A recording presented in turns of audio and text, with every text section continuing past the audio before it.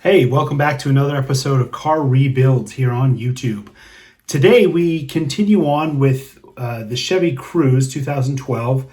In the previous episode, introduced the car, showed you some front end damage, and we got all the parts ordered and actually started receiving some of the parts. In today's episode, I go through installing all the components, or at least most of the components that were damaged. That included the radiator, the AC condenser, the turbo intercooler, and also the transmission cooler. All were damaged in the accident and all had to be replaced. So today we go through that. I start putting all those parts back in, and we actually see if this thing's gonna start. So thanks for tuning in. If you already haven't subscribed, please hit the subscribe button below. You want to be notified when I put out new videos, typically once a week.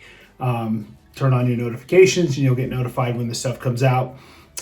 Anyway, thanks for tuning in. Hope you learned something and just enjoy the content.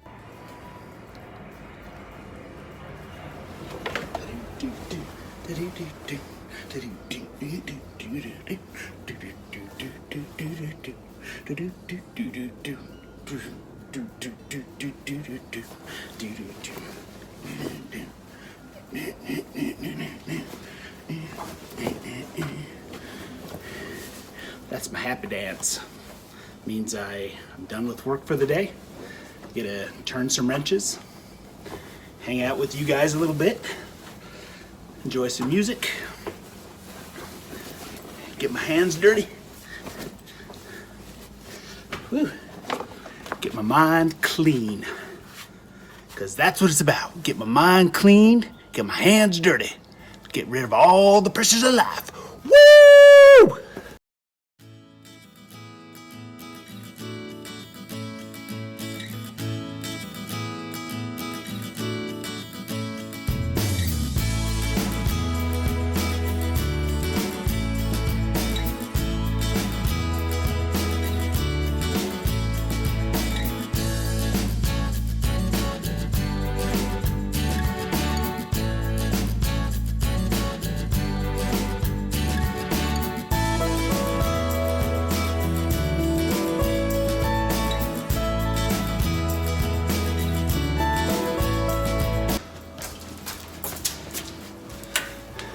Going to clean out the intercooler air duct things, air pipes, try and get some of the grime out of there.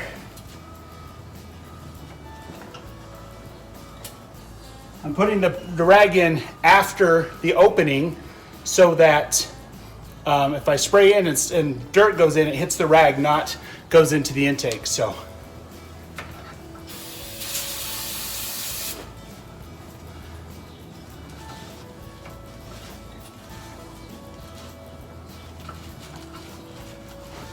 Clean it, and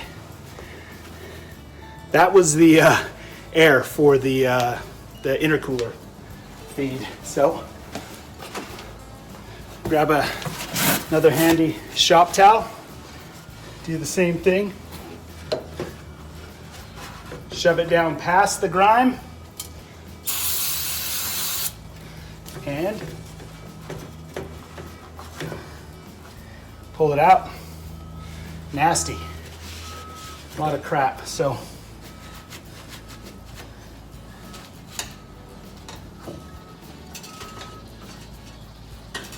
think the intercooler goes on next, so we're going to grab that.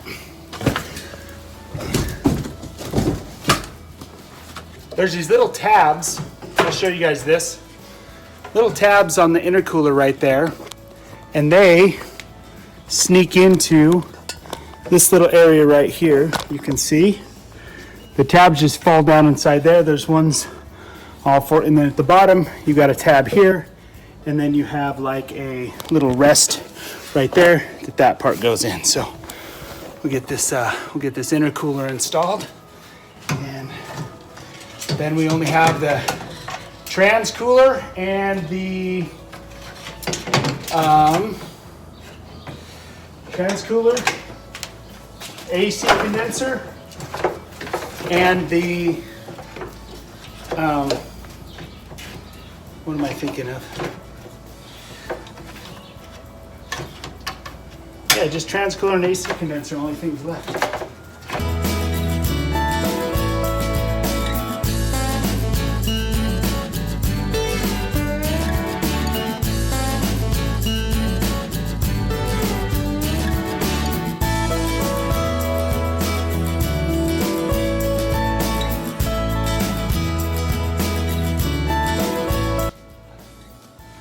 I seem to have a little problem.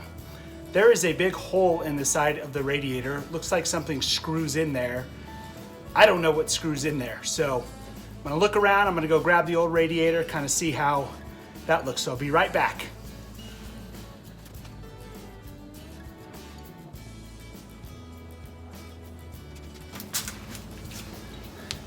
This is what I'm talking about. This hole right here, and there's blue paint on it, which I think is some sort of, when they're installing it, there's like a inspection mark. It does use one of those little retainer clips, but honestly, I don't have any hoses hanging there, so I'm not really sure what goes in there. So we'll keep looking for it, but definitely the old radiator, same thing. It's some sort of hose plugs in, then a retainer clip goes in. I'll keep looking for it though.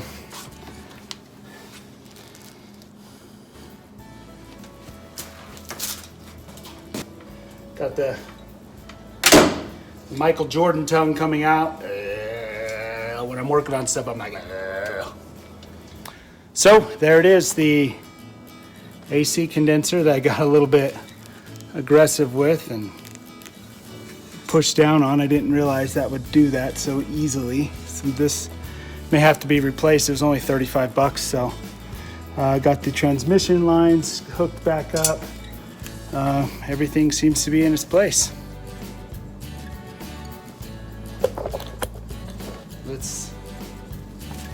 Let's continue on.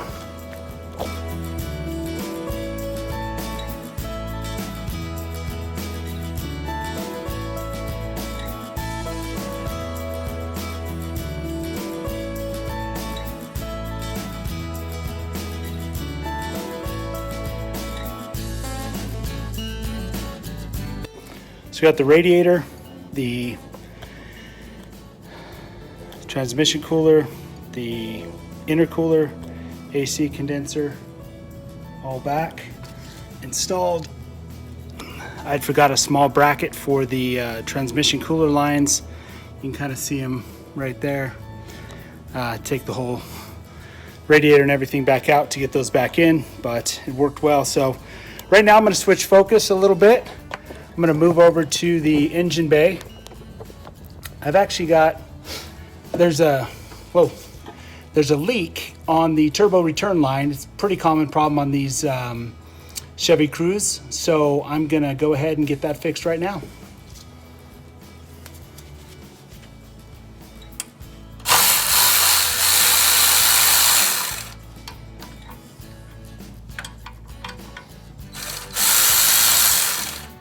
First thing you have to do is take off the heat shield to get to this component.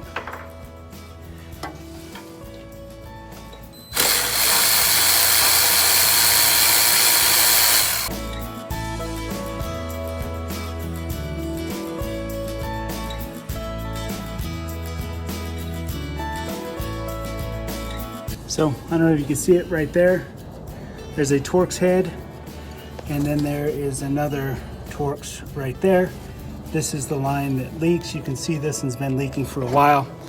Just gonna get that all straightened out, put a new one on. First, I'm gonna clean around it with a little bit of carb cleaner. Make sure the area is clean. I'm not knocking any dirt back into the motor.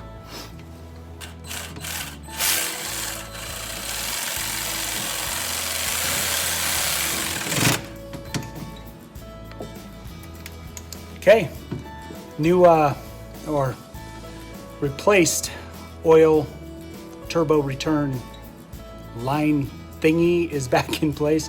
The brand new one. See, you probably see that down there, shiny, sparkly new. It was $40, so I saw a bunch of oil leaking down there, so I thought might as well. So, okay, so on to our next. So I'm actually going to change the transmission and the oil in this vehicle. I've learned you can't change the transmission filter, but you could definitely change the oil. So I'm going to go and get set up and we'll get that going. Okay, here I am. While the transmission fluid is draining out, I'm going to go ahead and fill up the oil. Calls for 4.5 quarts. I put about a half a quart in. The filter, well, maybe not a half a quart in that cartridge. It spilled everywhere.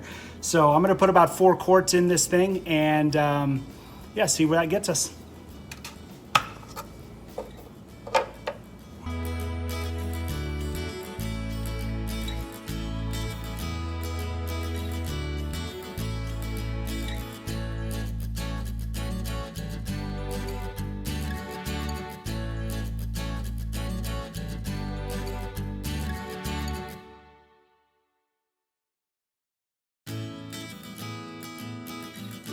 All right, that's looking good down there. It looks like the transmission stopped draining. We're gonna go ahead and put the plug back in and we're gonna fill her up.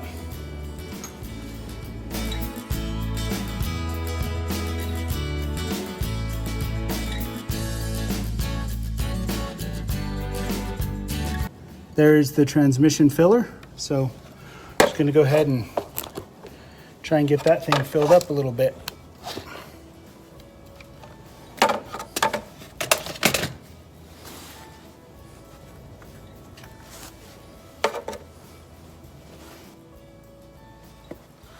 Put 3 quarts in. It calls for 3 and I think 3.5. But the problem is there's still some in there and there's a drain plug. How you check the fluid level on this is you have to take the tire off but keep the vehicle at a level set, and then once you do that you can actually pull the plug out, and if it dribbles out, then you're fine. If it pours out, you let it pour out and until it's just only dribbling.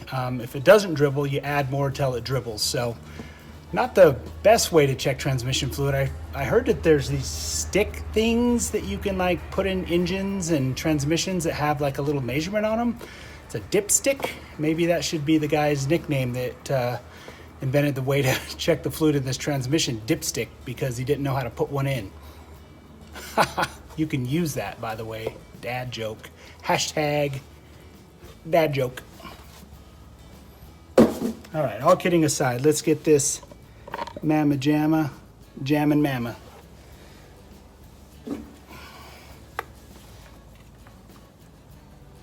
My garage is going to look like my garage floor is going to look, well, it does look like the Exxon Valdez right now, the oil spill. Probably, it happened long enough ago. People are over it. Exxon Valdez. All right, so the next thing I'm going to do is go take a battery out of another vehicle I have. I don't want to buy a new battery for this until I have 100% certain that she's going to run and drive good. So it's $145 for a battery for this car. So I'm going to go ahead and use another one I have just to get it going. It's not the same rated cold cranking amps, but it will fit in the box and start the car. So I'm going to do that for now, and we'll catch you guys in a minute once I get that battery taken out.